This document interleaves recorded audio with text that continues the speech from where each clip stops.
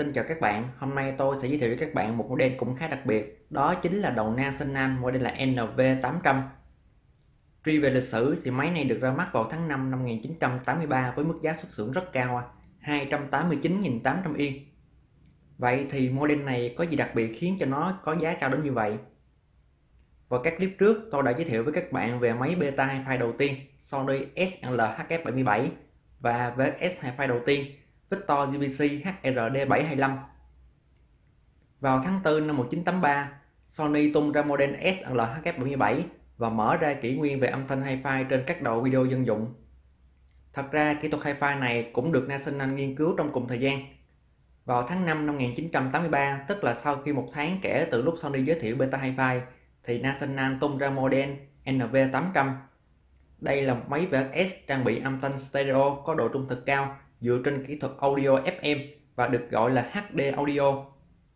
Thì về cơ bản, HD với lại Hi-Fi là như nhau, cũng có đáp ứng tần số âm thanh từ 20Hz đến 20 kHz, Dynamic Range trên 80 dB và độ dao động trong âm thanh là dưới 0,005%. Tuy nhiên do tung ra muộn hơn Sony và tránh đụng phải bản quyền cho nên là National không dùng thuật ngữ Hi-Fi mà dùng thuật ngữ là HD Audio. Đây có thể nói là model Hi-Fi VHS đầu tiên. Tuy nhiên phần audio của máy NV800 này còn rất sơ khai. Không có đèn VU dùng để chỉ thị mức âm lượng khiến không thể chỉnh định mức âm lượng khi ghi băng, cũng như là nó chưa có tiêu chuẩn về mức tín hiệu 0 dB. Vì vậy cho nên là âm thanh HD audio này không trở thành tiêu chuẩn của thế giới. Mãi đến tháng 11 năm 1983 thì Victor GBC mới tung ra model HRD725. Thì model này có VU chỉ thị mức âm lượng và có tiêu chuẩn mức tín hiệu 0 dB. Vì vậy là GBC đã đăng ký bản quyền và Hi-Fi VHS mới trở thành tiêu chuẩn của âm thanh. Còn về phần National thì họ vẫn tiếp tục theo đuổi dự án Hi-Fi và đã tung ra model NV850HD sau đó. Tuy đã được tiêu chuẩn hóa tên gọi thành Hi-Fi nhưng thuật ngữ HD này vẫn còn xuất hiện trong một vài model cổ của National, chẳng hạn như là NV850HD, NV870HD, rồi Yamaha AG7500 vân vân. Tuy chưa trở thành tiêu chuẩn chung trong lĩnh vực audio nhưng mà NV800 có thể được xem như là mẫu VHS Hi-Fi đầu tiên. Máy NV800 này có phong cách thiết kế khá cổ điển. Nó được xây dựng trên một đầu video chất lượng cao có model là NV750 và thêm phần xử lý âm thanh HD vào. Sở dĩ có giá xuất xưởng cao như vậy là do máy này tiêu tốn khá nhiều chi phí nghiên cứu và giá trị công nghệ. Máy NV800 là một model rất chất lượng. Máy này có thể cho phép chúng ta ghi hình trong 8 giờ liên tục ở tốc độ chậm. Ngoài ra, đặc tính của âm thanh HD này được thể hiện rất rõ. Đây chính là loại âm thanh chất lượng cao, có độ nén dao động lớn. Độ dao động trong âm thanh là dưới 0,005%. Ngoài ra máy này còn trang bị tính năng DBX. DBX chính là tính năng giảm tạp âm trong âm thanh của hãng Matsushita nghiên cứu và chúng ta thường gặp tính năng này ở trong các đầu câm Technics. Nắp trên của máy có một mặt mica giúp người dùng có thể quan sát được băng chạy bên trong. Ngoài ra còn có thêm 2 thước giúp chúng ta ước lượng được thời gian chạy của băng. Máy này thuộc dòng Macro. Macro là một thương hiệu rất nổi tiếng của Matsushita National, chuyên sản xuất các dòng video chất lượng cao. Đặc biệt, cơ chế của máy này sử dụng dàn cơ là ăn khớp trực tiếp Direct Drive. Timer cho phép tối đa là 14 ngày và 8 chương trình. Máy này có sử dụng công nghệ GT4 giúp cải thiện chất lượng hình ảnh ở chế độ Still và Slow Motion.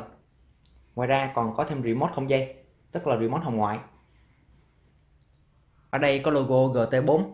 Máy này sử dụng công nghệ Golden Technology, sử dụng 4Hz trên trống từ. Công nghệ này giúp cải thiện chất lượng của hình ảnh ở chế độ search. Đặc biệt các máy National được sản xuất vào thập niên 80 đều có số series để dễ quản lý. Do máy đời cũ nên là hộp cơ RF này sẽ được đặt ở phía trên.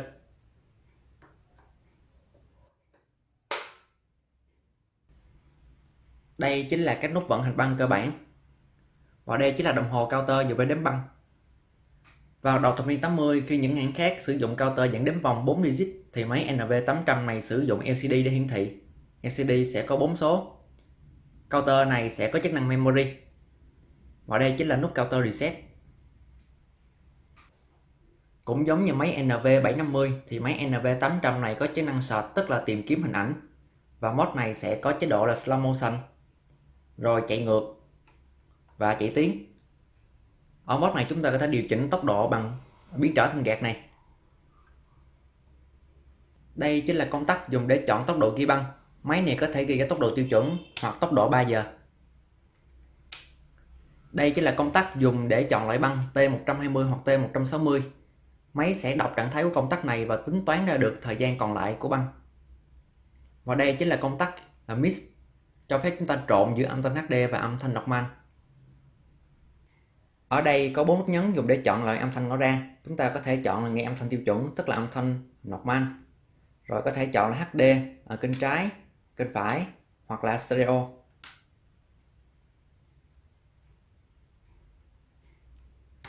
Ở trong đây sẽ có bảng điều khiển phụ.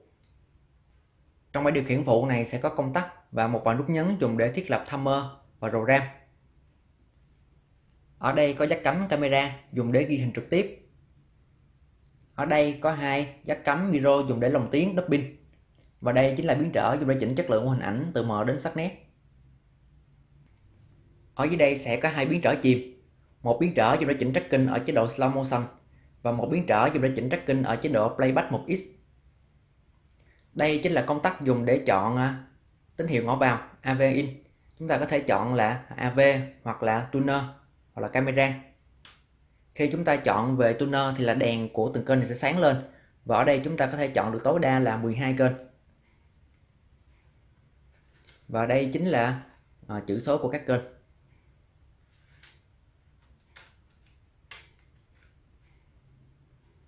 Máy này có phong cách thiết kế khá cổ điển.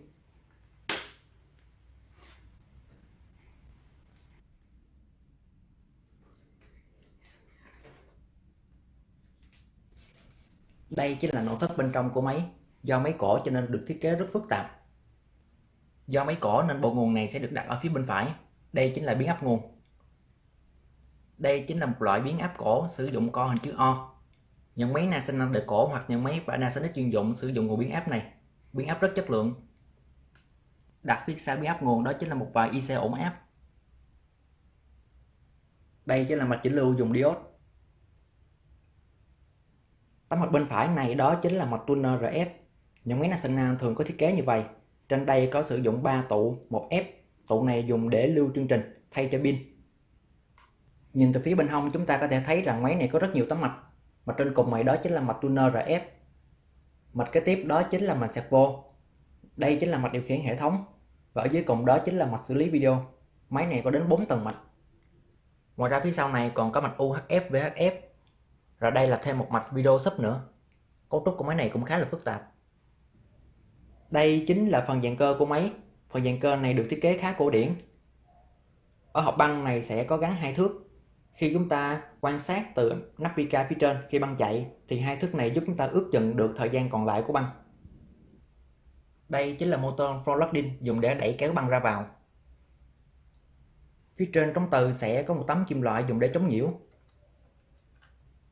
Và đây chính là phần trống từ. Trống từ này có hình dạng giống với lại trống từ của máy chuyên dụng Panasonic model là AG7500.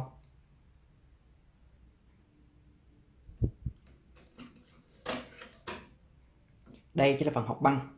Hộp băng này sau này được sử dụng trong máy NV850HD. Đây chính là phần dàn cơ chính của máy. Dàn cơ chính này được che bằng một cái tấm cover màu đen. Bởi vì nắp trên của máy dạng Pika trong cho nên là cần phải có cover này để che đi những chi tiết cơ khí không cần thiết.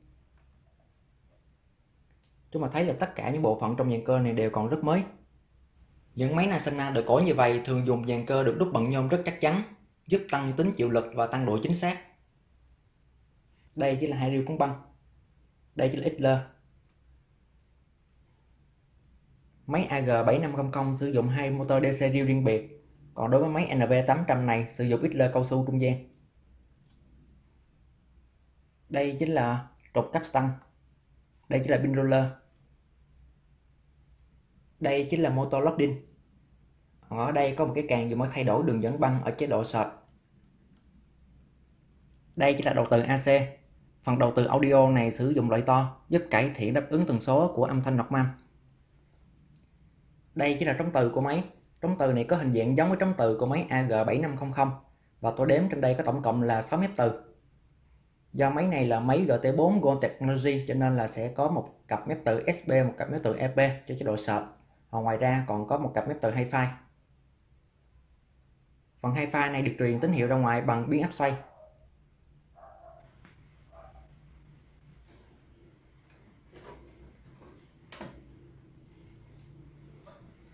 Đây chính là mặt dưới của máy. Bên trái này đó chính là tấm mạch xử lý video. Đây chính là mạch xử lý Hi-Fi. Và đây chính là phía dưới của dàn cơ.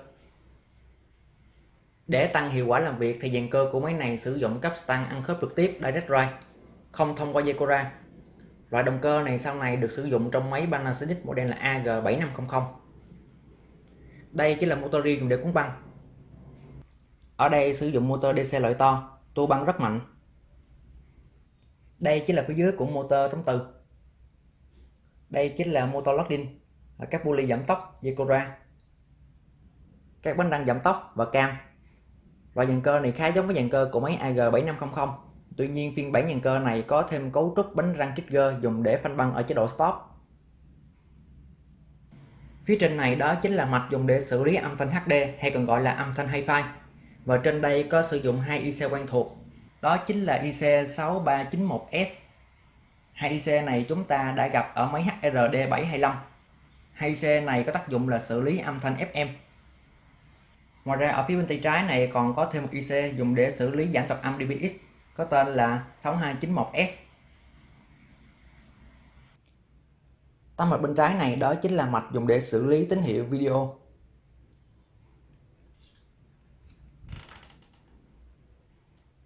Trên mạch này có cấu trúc rất phức tạp, sử dụng rất nhiều linh kiện.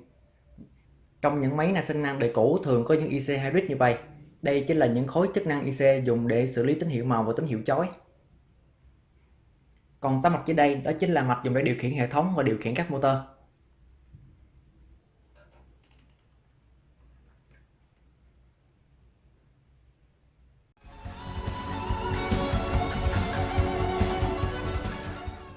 Hiện máy này đang gặp lỗi, bây giờ chúng ta sẽ cùng nhau test máy.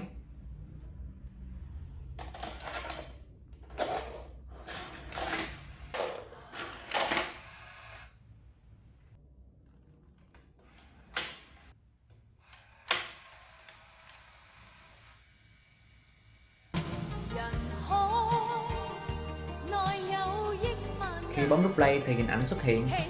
Tuy nhiên thì chúng ta thấy rằng hình ảnh này có vẻ như là trắng đen, có màu nhưng rất nhạt. Thỉnh thoảng thì đôi khi thì có màu có nhá lên nhưng mà màu rất xấu.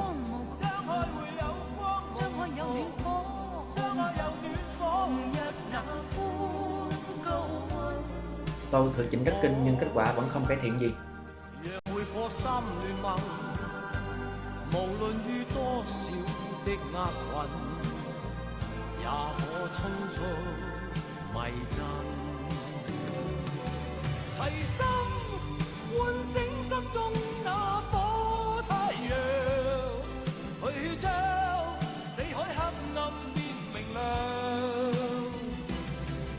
Bây giờ tôi sẽ lấy băng ra.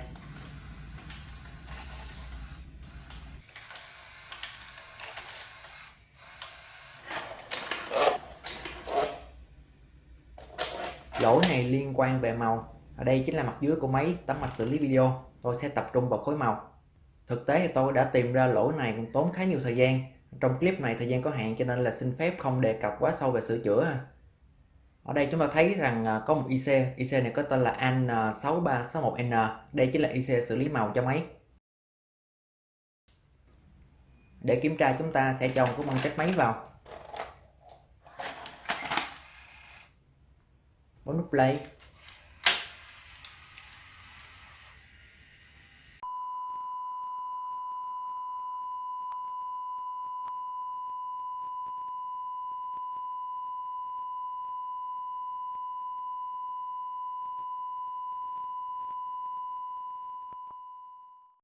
Bây giờ chúng ta sẽ đo tín hiệu của chân IC này nha. Đây chính là chân ổ vào. Chân vào nó vẫn có tín hiệu nè.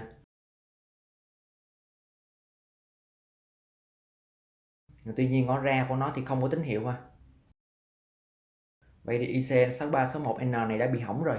Bây giờ chúng ta sẽ cùng nhau tháo IC này và thay IC mới vào. Không hiểu vì lý do gì mà tất cả những IC họ AN của National Matsushita được sản xuất trong thập niên 80 này đều rất dễ hỏng. Những cái đầu video National thì thường là bị hỏng những IC này.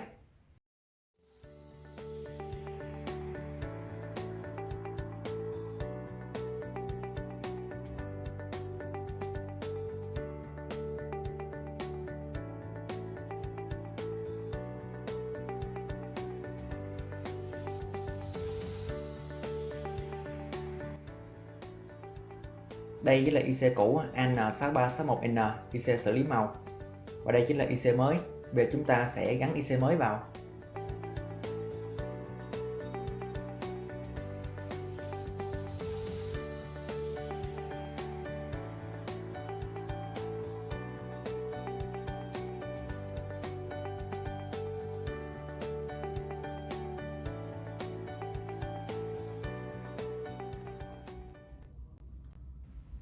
Sau cái tại IC chúng ta sẽ tách máy một lần nữa.